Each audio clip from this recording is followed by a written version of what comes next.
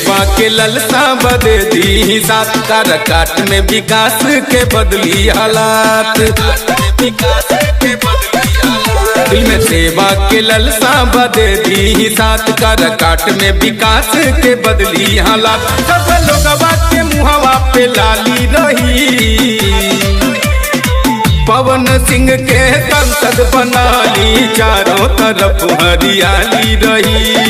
पवन सिंह के संसद बना ली, चारों तरफ हरियाली रही। जनता जिंदाबाद, छाप जिंदाबाद, क्यों पड़े हो चक्कर में, कोई नहीं है टक्कर में। पवन सिंह जिंदाबाद, जिंदाबाद, जिंदाबाद।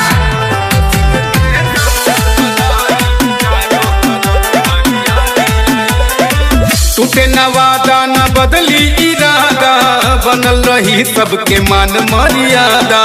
कैंची छाप पे बटन दबा के दिया आशीर्वाद अपन ज्यादा से ज्यादा। टूटे न वादा न बदली इरादा, बनल रही सबके मान मर्यादा। कैंची छाप पे बटन दबा के दिया आशीर्वाद अपन ज्यादा से ज्यादा। कोनो एरिया विकास से न खाली रही,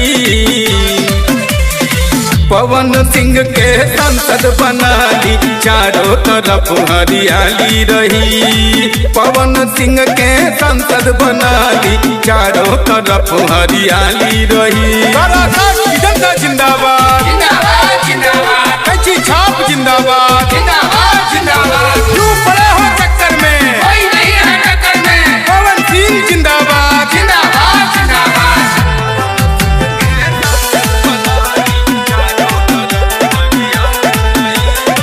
रहिए जीवन भर बेटा राउर बन के, सारा मुराद पूरा करी है मन के।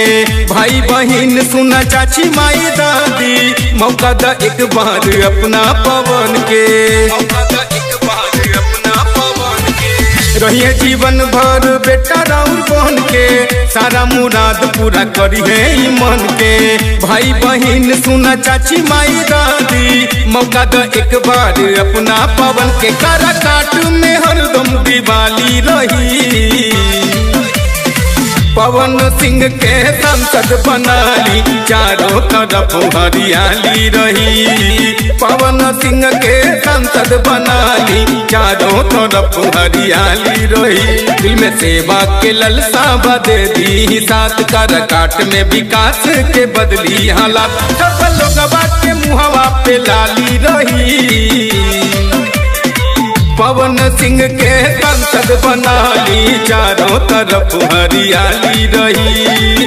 पवन सिंह के संसद बना ली, चारों तरफ हरियाली रही।